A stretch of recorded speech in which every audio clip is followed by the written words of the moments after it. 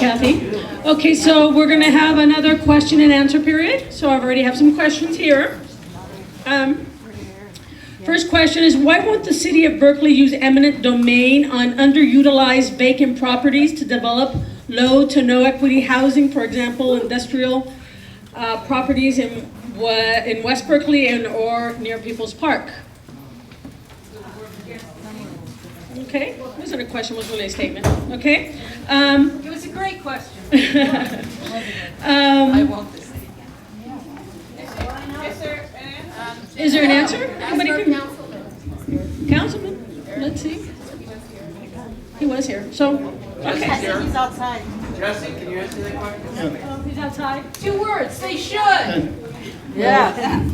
I think that caution is indicated in terms of the city council using eminent domain to take properties. Some of you may go back to, and some of you may have read about redevelopment, which at the time was basically removal of black people from neighborhoods. And there was also what happened when Barton went through Berkeley. So there's a lot of people in Berkeley with very long memories about the abuse of eminent domain to take people's properties.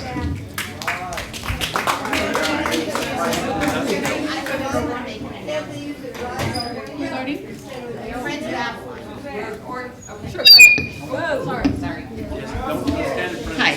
Okay, speaker. So I'm a resident in South Berkeley. We have an organization in South Berkeley called Friends of Adeline, which is organized to fight the city around the destruction of our neighborhood. Thank you, Moni Law, for the video. It was great, and it speaks to our issues perfectly. I have a sign-up sheet. If you want to see me, I'll take your information. You can get on our email list. But we're all part of this, and we thank you all for putting this on. Thank you. Thank you. Next question is, why are we allowing mitigation rather than requiring units? Because of those court cases and state laws. So there was a court case a while ago that basically says you can't regulate the rents on new buildings. I mean, that's what Costa-Hawkins says, and there was a lawsuit. It's called the Palmer decision. And it doesn't allow us to regulate rents on newly constructed rental units, which kind of messes up our whole one-for-one replacement thing and gets us stuck with a fee. So. Okay, thank you. Any other comments? Okay, is it possible to pass a law to prevent keeping property vacant for tax benefit purposes? Yeah, I sure hope so. Kathy says, I sure hope so. Anybody else? Maybe that's something we should propose. Will you repeat the question? The question is it possible to pass a law to prevent keeping property vacant for tax benefit purposes? There could be a use fee for vacant properties. If we're talking rental properties, residential properties. All the above. I think that would be a great idea. Right now, we're having a hard time even keeping the laws that we have. And of course, one of the things that's going on with a lot of those vacant rental properties is that those people are letting them fall apart so they can claim they can't afford to fix them, so they can demolish them and build market rate units. So those Ellis units, a particular expert for landlords locally, whose initials are MSJ, has advised property owners to look at the map.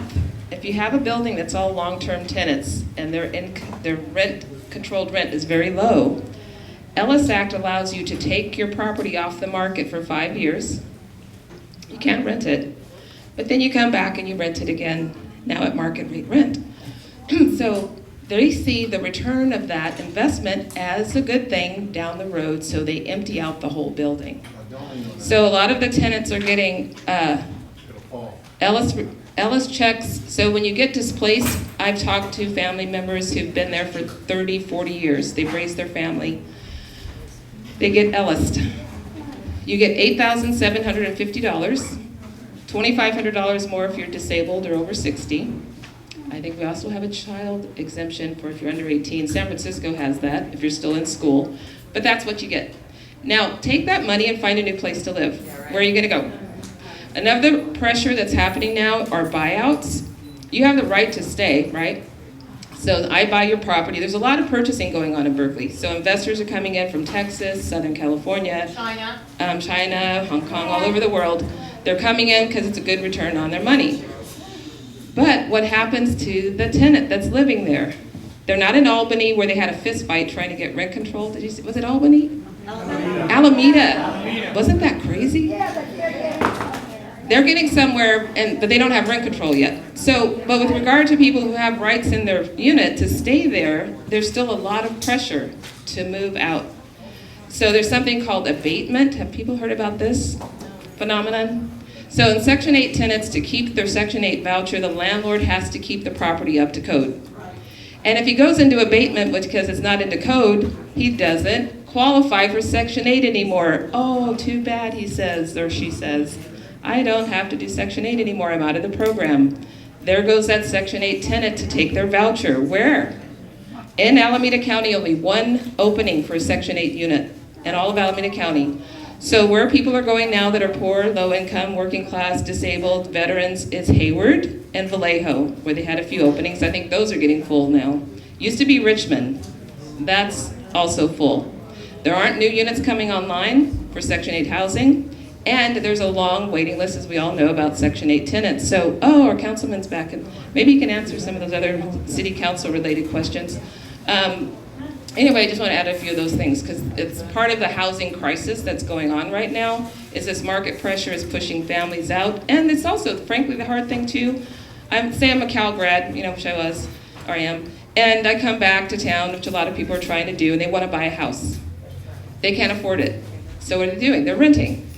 So you have this overflow of folks who are renting who otherwise would be buying, and the students who are trying to rent who can't rent, and Cal students are living in their cars, sleeping on couches. I don't know if you saw the Cal Alumni magazine. Any of you get that magazine? There was an article recently about students living in their cars. How is that acceptable in today's world? How is that acceptable? Right. That's not our. So, no. So Google bus drivers too, sleeping in their cars. Google bus drivers are sleeping in their cars because they can't afford housing? Wow, I haven't seen that. So we got a crisis, but here's the solution, everybody. Who here is going to raise their hand to do something about it? There are a lot of solutions I've heard today, and I thank the organizers of this event and for inviting me, and I do agree we should have a Latino up here, an African American male, we should have more diversity on the panel, but I know that people tried that Asian American, Pacific Islander. It's a diverse community, but a lot of folks don't always come together, intergenerational. I love Yingli and Margot. Margot's here too, I think. Hey, Margot at the table. They came to a Black Lives Matter Cop Watch thing, and there were all these young people that were in their 20s. So we see the elders and the young people that we need to come together. Thank you, Moni.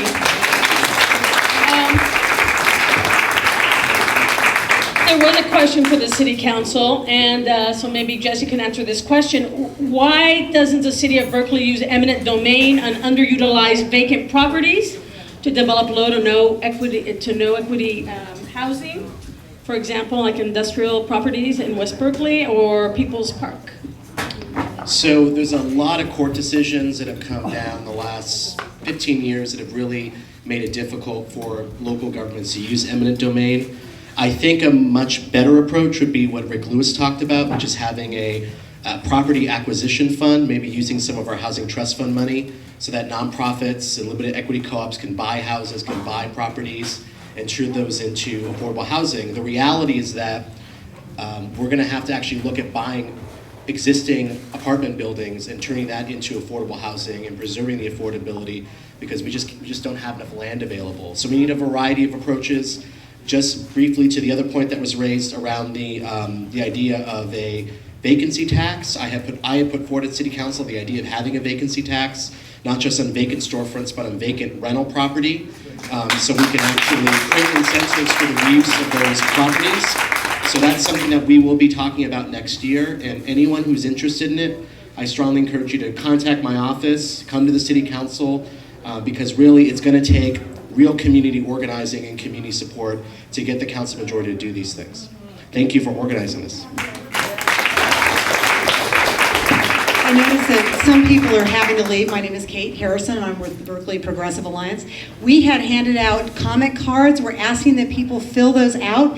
Join us. If you have ideas, if you have thoughts about how to tackle this, and I mean everyone in the room, including people representing builders, landlords, we want to know what your ideas are. We have also now established a PAC for the Berkeley Progressive Alliance. We will be beginning to raise funds, and we're beginning to work on next year's election. So we're looking forward to having all of you participate with us.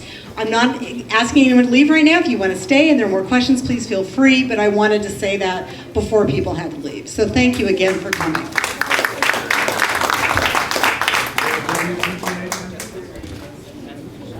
Yeah, Moni's suggesting that people also go to zoning board meetings and planning commission meetings, because, you know, if we're not there, we don't know what they're doing. Okay, the next question is, why don't we negotiate more aggressively with massive downtown developers? Well, the city seems to be... Down camera. Well, you know, they make, yeah, that's right, Kathy. They do make campaign contributions, and, you know... You mean they own our city council? Possibly. Give an example. I agree that we should just say no, like Nancy Reagan said, just say no. So there's other ways to get revenue stream into our city, but they do give a lot of money to the city by building, and then they give your tax money and it comes to the city coffers, and aren't we great to do that? But are also what are their impacts, right? So the affordable mitigation fee is less than their own study says is needed to build affordable housing. So how is that really reasonable, sane, rational policy making? It makes no sense. So I attend meetings. People think I have no life. I probably don't, but after January you won't see me because I'll be studying for the bar for next year. Oh, pray for me. So the way in which the developers have that option just to put a little pittance in a pot that doesn't build a crap of anything anywhere, you know, there's no housing that's been built from that affordable housing mitigation fee that's sitting there. So what I do, I've gone to the zoning adjustment board meetings. You guys know that new building going up down the street on the University, Stonefire. It used to be Firestone, but they're calling it Stonefire, play on words, cute, huh? And it's kind of got a nice design, but sometimes I'll look at the design, I'll go to the architect and they're there at the meeting. I'm like, this doesn't have much attractive, creative use, and could you do this or do that? And by the way, you're proposing like 2 units in your 80-unit building for below market rate. Can't you add a few more? And the zoning adjustment board will usually, well, not all of them, thank you, Commissioner Tregub, will usually hold their feet to the fire to say you need to provide affordable housing on site or do more to mitigate against the fact we're taking up all this space in our town. So you're doing good, but you're also giving some negative impacts you need to give back. So they actually voted more units in. So sometimes, like, speaking up and pointing out, we have an affordable housing crisis. I've been saying it for a year. Guess who finally gets it? Who was at the last council meeting and when Mayor Bates talked about what a terrible housing crisis we have now? I was quite pleasantly shocked. Okay, so here's a response from Council Member, future Mayor Arreguin.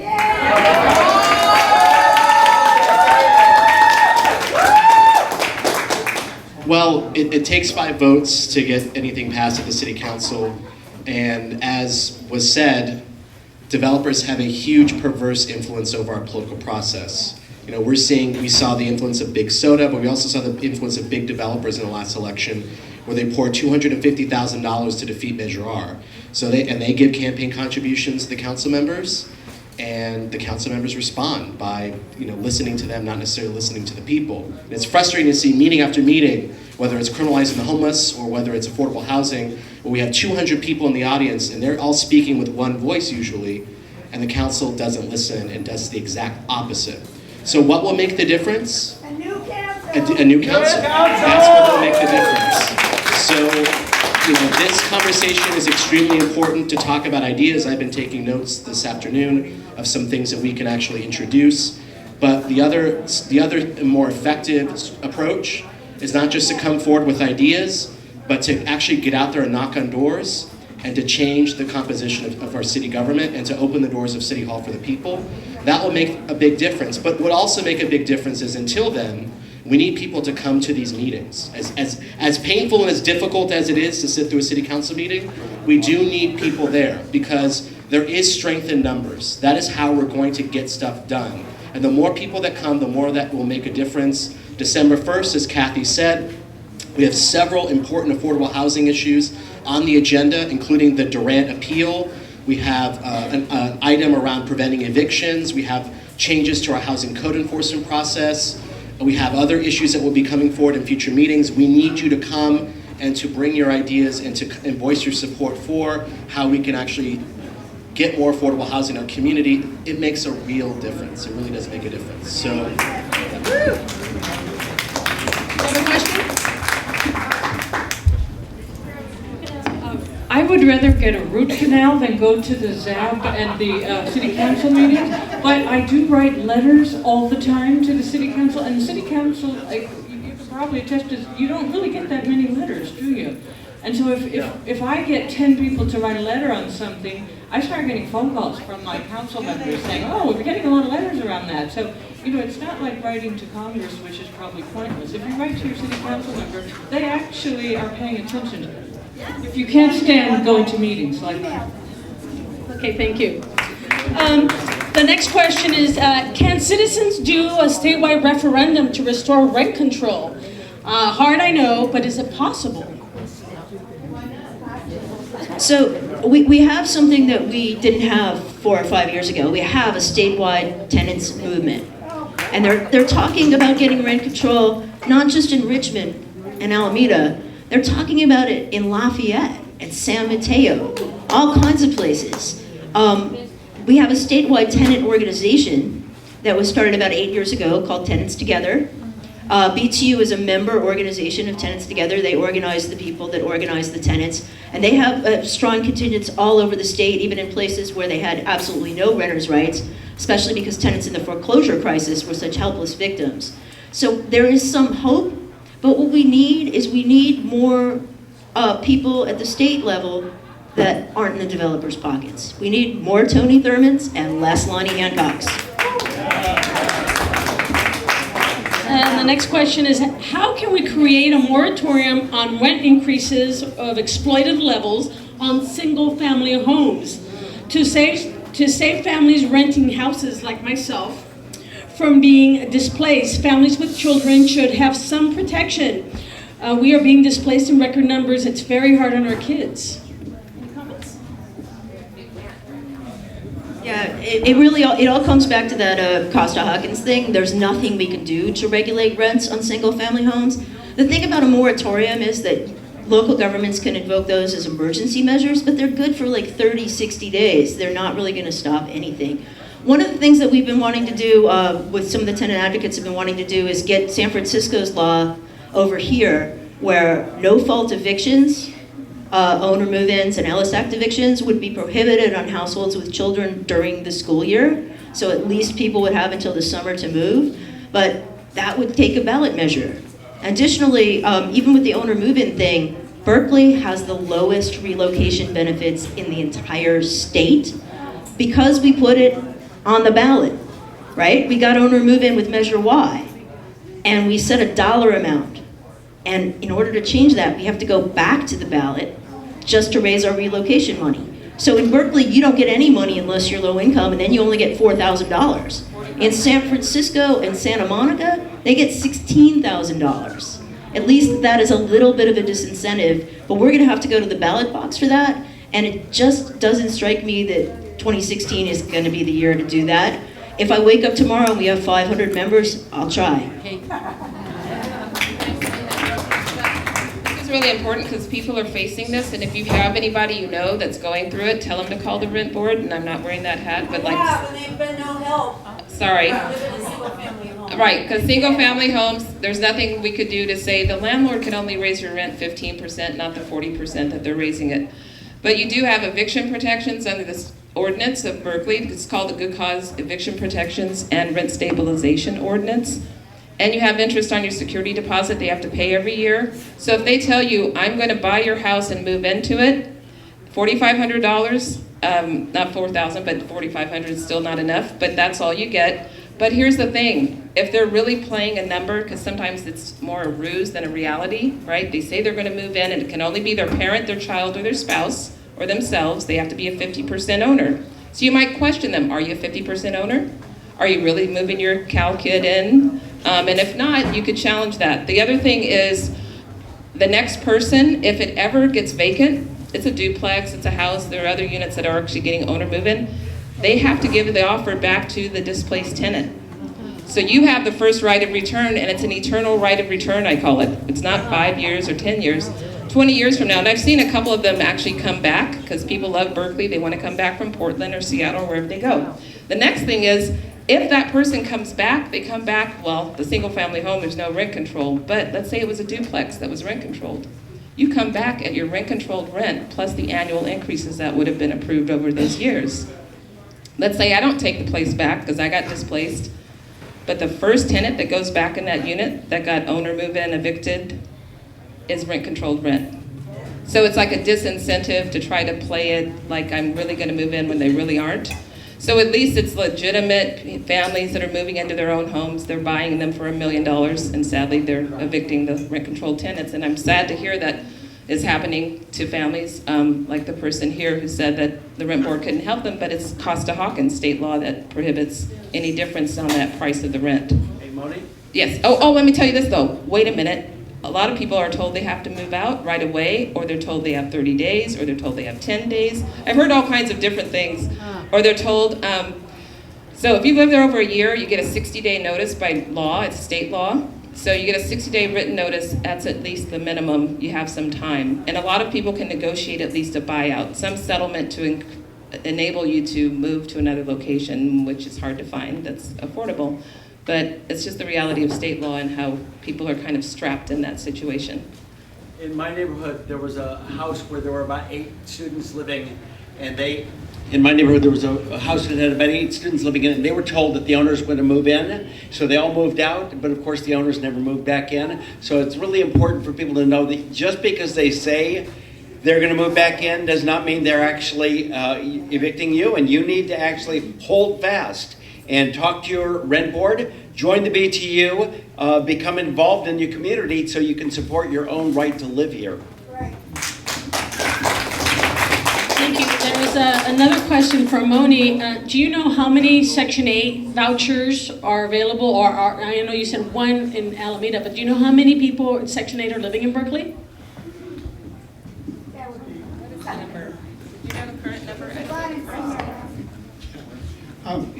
So at its peak, it used to be at the peak, the Housing Authority had 1,840 portable Section 8 vouchers. There are also a number of places that have project-based Section 8. Please be Now, quiet.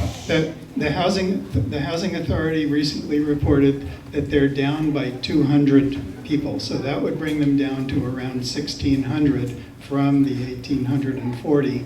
And the number is still steadily going down as as tenants move and landlords drop out of the program. When was the peak? The peak was about 4 years ago. And actually, I should point this out. Section 8, they can't opt out. So a lot of landlords want to convert, and their Section 8 tenant, they say, can I raise the rent? I get this all the time. Only to a payment standard. If they want to exceed the payment standard, then they actually have to register the unit for rent control, which gives that tenant rights to hearings on, habitability issues, rent reduction petitions, various things. So normally they don't opt for that, and they used to be able to opt out, and there was a case, I think, Los Angeles, that has been interpreted as saying that a landlord cannot opt out of the Section 8 program. Yeah, I should have pointed out one of the implications of losing tenants. It's not just that hundreds of low-income people are no longer able to live in Berkeley because of what's happening with the Section 8 program. It also means that the Berkeley Housing Authority doesn't get the administrative fees that are associated with those Section 8 vouchers. So the Berkeley Housing Authority is going into a financial crisis right now. and they don't know how long they're going to be able to sustain their operations. So it's a really serious problem going on there. My question to you, you two guys.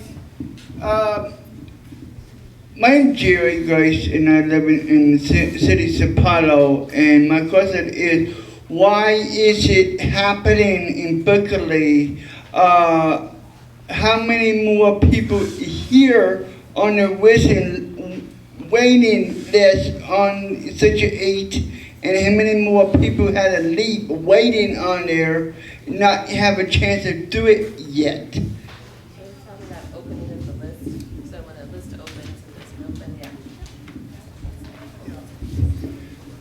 So to start with, the federal government allocates enough money to the Section 8 program to assist about 1/5 of the people whose incomes are low enough to qualify for the program.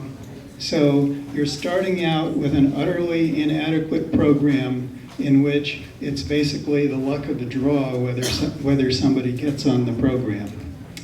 When housing authorities open their waiting lists these days, they will get thousands, and in some cases tens of thousands of applicants, to the point where a few years ago, the Alameda County Housing Authority opened its waiting list. They got about 30,000 applicants, and they then did a sort of random selection of 3,000 to be on the waiting list, so most people didn't even get on the waiting list who applied. And right now, to the best of my knowledge, there are no open waiting lists anywhere in the East Bay. So you're dealing with a program that is completely inadequate and which is rapidly falling behind. Any more questions? Hold on. What threats exist to already existing affordable housing, like condo conversion and such?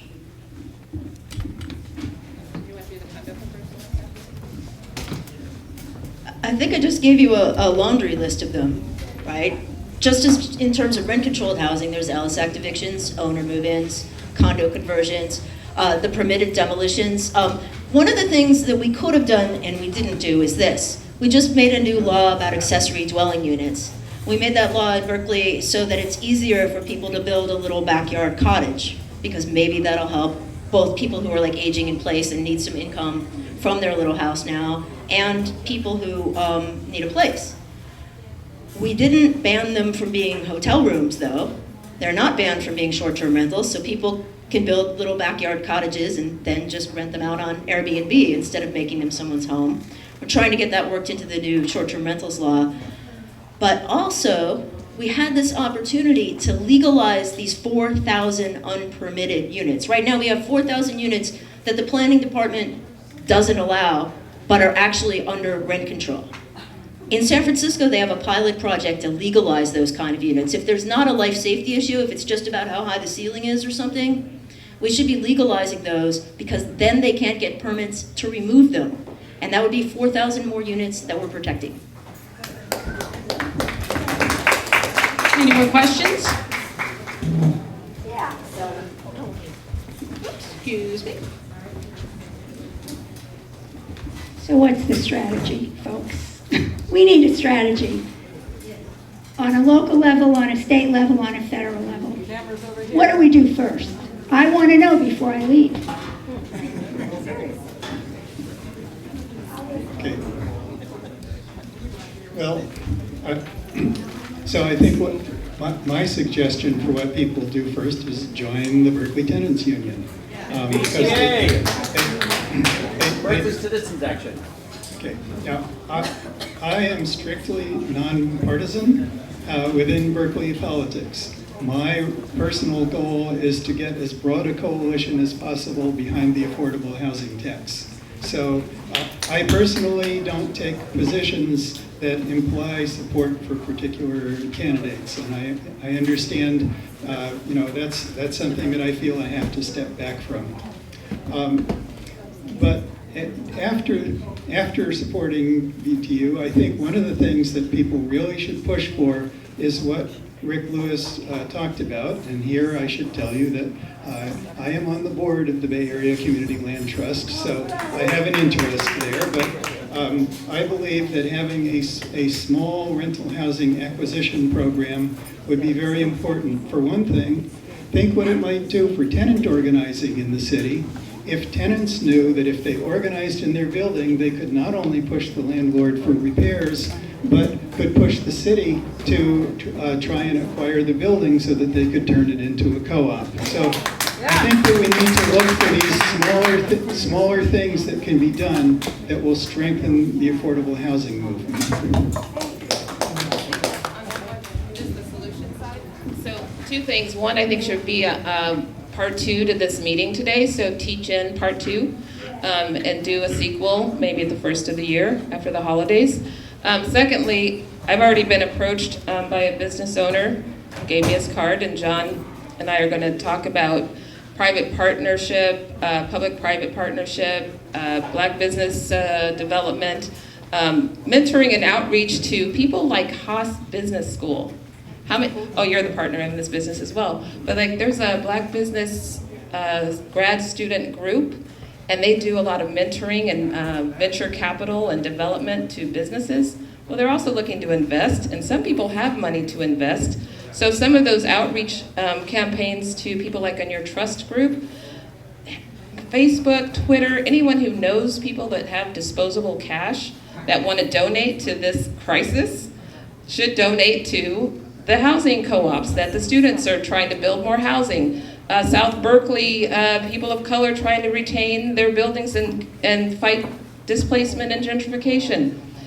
There are good people, and there are some landlords who want to sell their building to their tenants, but the tenants don't even come close to being able to accumulate enough cash, right? So if I could come up with my cousin and my brother and my uncle and everybody else I could hit up for money, but I'm still up to 400 or 500,000 and their asking price is 800, and they know if they really go in the open market, it's 1.1 million, but it's a landlord who doesn't want to just make money, they want to help a family or a group of people. There's the infusion of cash from this kind of trust group or developing that kind of connection. So I think we all need to network and those connections to collaborate and to retain housing by any means necessary, basically. Yes. Well, short of, revolution. Any more questions? Okay, let me have one more question, we'll do this. I want to know how joining the Berkeley Tenants Union is going to benefit me as a Section 8 holder, a voucher holder, or living in a tenant-based apartment. I should say tenant, I guess it's a voucher that's attached to the apartment. Is that called tenant-based? I think that's what it's called. Project-based, right. So how is that going to help me by joining the union if I'm exempt, if all that is exempt from, fair market or whatever? Well, for one thing, no organization is perfect. So having the ability to call on people to place pressure and get attention if it should be needed is important. And the other is just that, whether it's enough or not, you're extremely fortunate to have that level of assistance right now. I hate that term subsidy and assistance because really it's just getting what you ought to be entitled to at a decent rent. But at any rate, a whole lot of people don't have that, and I assume that you're here. You obviously care to try and extend that to other people as well. It's about building community. You join us, you join, and you become part of the group, and you start putting pressure, and you start showing up because numbers make a difference. When the city council sees that enough people are interested and are willing to speak up, that puts pressure on them. So be part of the group. Join us in this battle because it's a battle. And if we don't do, we're not going to change. So if we want to make change, we've got to do, and this is the first step of doing to make change. Hi, I'm Phoebe Soren. and this is Linda Franklin, and we're here to ask you to also join BCA, Berkeley Citizens Action, the long-famed organization that made Berkeley progressive, really, 45 years or so of history. The reason why Berkeley City Council and mayors used to be progressive is largely because of BCA.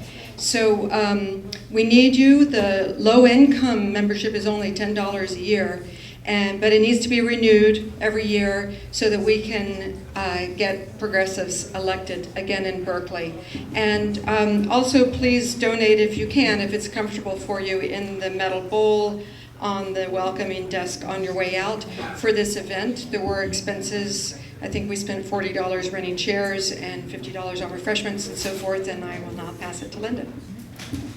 So I would say that my answer to why join BCA or BTU is to be able to get in the communications loop and have one more place that you get information and that you can pass information on to your friends and family about opportunities to make a difference and to have an impact. The money that BCA gets from volunteers, from membership, we call them membership donations, is used entirely to hold forums and events and to support other forums and events that are going on in the community that we value. We also provide newsletters, both print and email, and so that helps to pay for the postage and the copies. So we really appreciate everybody who donated so generously today. It covered the costs here and seats the next forum or the next event.